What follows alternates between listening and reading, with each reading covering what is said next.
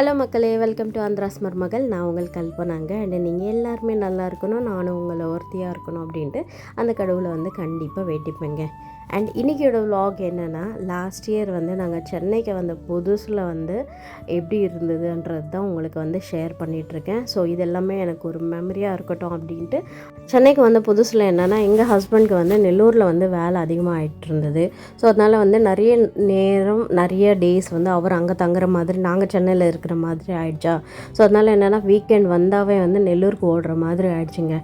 So finally என்னென்னா, ஊருக்கு போகணுன்றப்போ இந்த சென்னையில் வீடெல்லாம் நீட்டாக க்ளீன் பண்ணிவிட்டு போக வேண்டியது. அங்கே போன பிறகு அந்த வீட்டை நீட்டாக க்ளீன் பண்ணிவிட்டு வர வேண்டியது. இதுவே வந்து என்னோடய ப்ராசஸாகவே ஆகிடுச்சி. என்னடா இங்கே வந்தாலும் க்ளீனிங், அங்கே போனாலும் க்ளீனிங்கன்ற மாதிரி. ஸோ இங்கே என்னென்னா, போகும்போது எல்லாம் நீட்டாக க்ளீன் பண்ணிவிட்டு போனோன்னு வச்சுக்கோங்களேன்.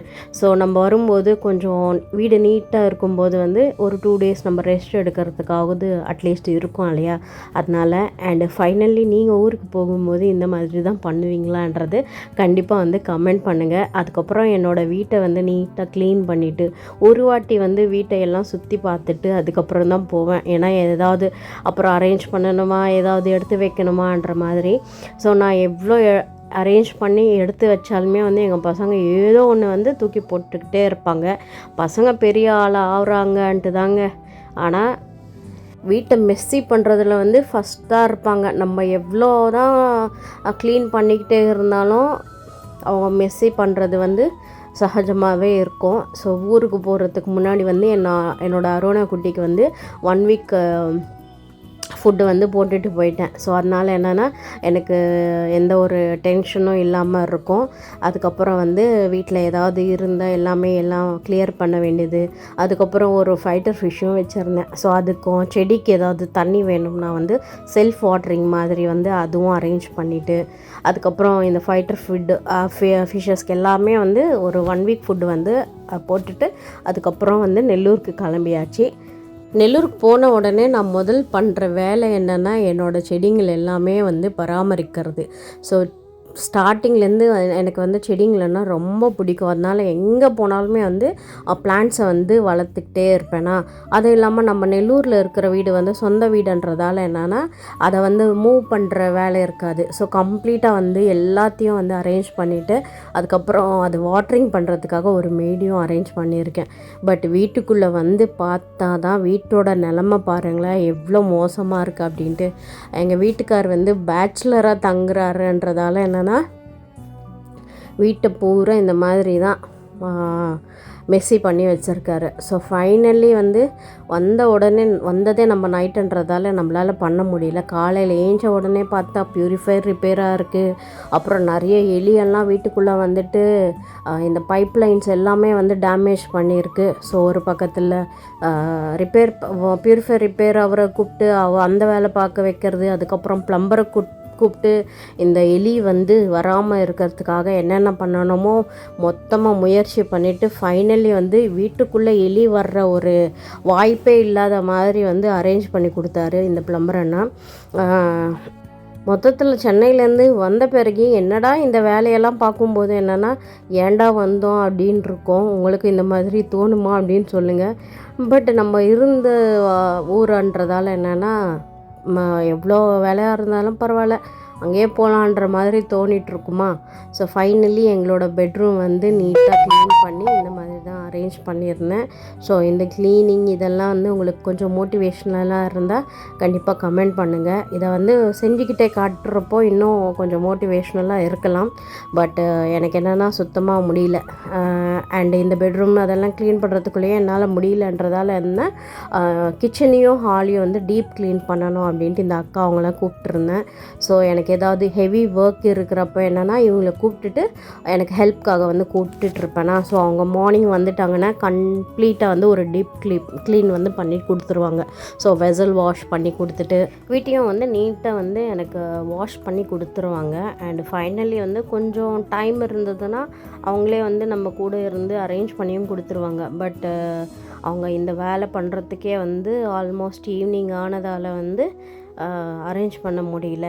ஸோ நம்ம இதெல்லாம் எடுக்கிறது பெரிய விஷயம் இல்லைங்க. அண்ட் திரும்பி இதை எல்லாமே அரேஞ்ச் பண்ணுறது தான் ரொம்ப பெரிய விஷயமா இருக்கும். ஸோ ஃபைனலி வந்து எல்லாம் வெசல்ஸும் க்ளீன் பண்ணிவிட்டு வீட்டையும் வாஷ் பண்ணிவிட்டு எடுத்து வச்சாச்சு. நம்ம பக்கத்து வீடு வந்து காலியாக இருக்கிறதால என்னென்னா எல்லாமே வாஷ் பண்ணி எடுத்துகிட்டு போயிட்டா அந்த வீட்டில் தான் வச்சுருந்தோம். அதுக்கப்புறம் தான் கொஞ்சம் கொஞ்சம் சாமானெல்லாம் வந்து அரேஞ்ச் பண்ணலாம் அப்படின்னு டிசைட் பண்ணியிருந்தேன்.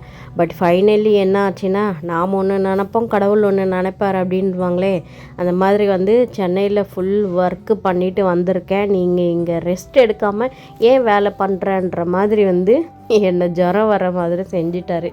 ஸோ ஃபைனலி எதுவும் பண்ண முடியல. இந்த சாமானெல்லாம் வந்து அரேஞ்ச் பண்ணுறதை விட எடுத்து வைக்கிறதே பார்த்து பார்த்து பயத்தில் எனக்கு ஜுரமே வந்துருச்சுங்க.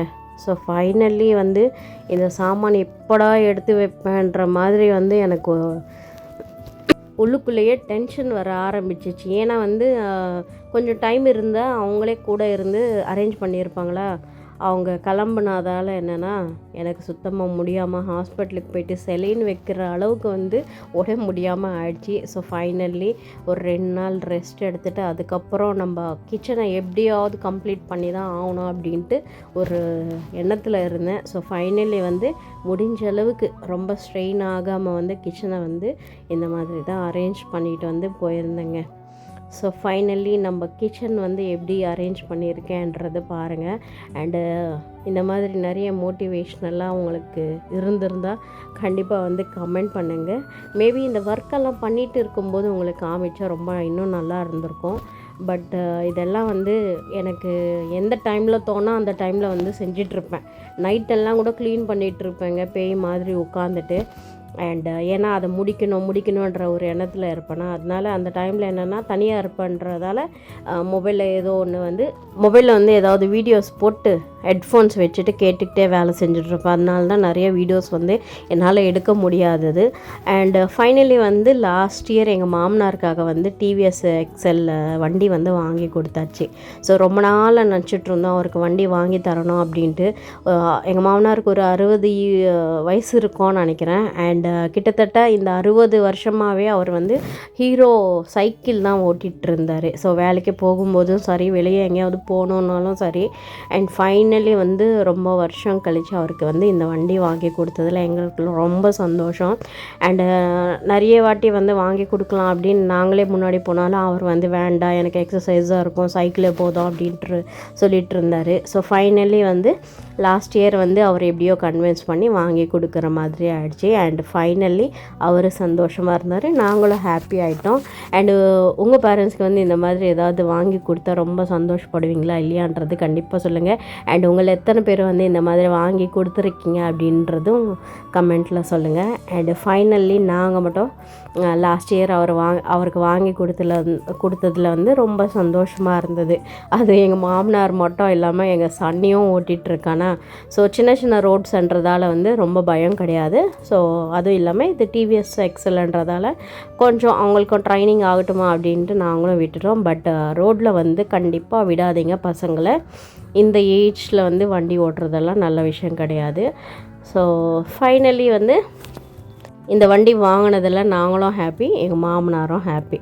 ஸோ லாஸ்ட் இயர் என்னென்னா அதிசயமாக நெல்லூரில் இந்த ஆயுத பூஜைக்கு தசரா பண்டிகைக்கு என்னென்னா இவர் ராவணரா நரகாசுர அவரை வந்து 10 தலை வச்சுருப்பார். அவரை வந்து ஒரு பொம்மை மாதிரி செஞ்சு எரிக்கிறதே வந்து ஒரு ப்ரோக்ராம் மாதிரி பண்ணியிருந்தாங்கங்க. ஸோ ஃபஸ்ட் டைம் நான் நெல்லூரில் பார்த்துட்ருந்தேன். அதுவும் லைவுக்கு போகலாம் அப்படின்னு நினச்சேன். பட் வீட்டிலேருந்து பார்க்கும்போது நிறைய ஜனம் இருக்காங்க, அங்கே போகிறதுக்கே முடியல. பட் ஃபைனலி முடிகிற டைமுக்காவது போய் பார்த்துருந்தேன். பட் பின்னாடி இருந்து தான் எடுக்க முடிஞ்சது.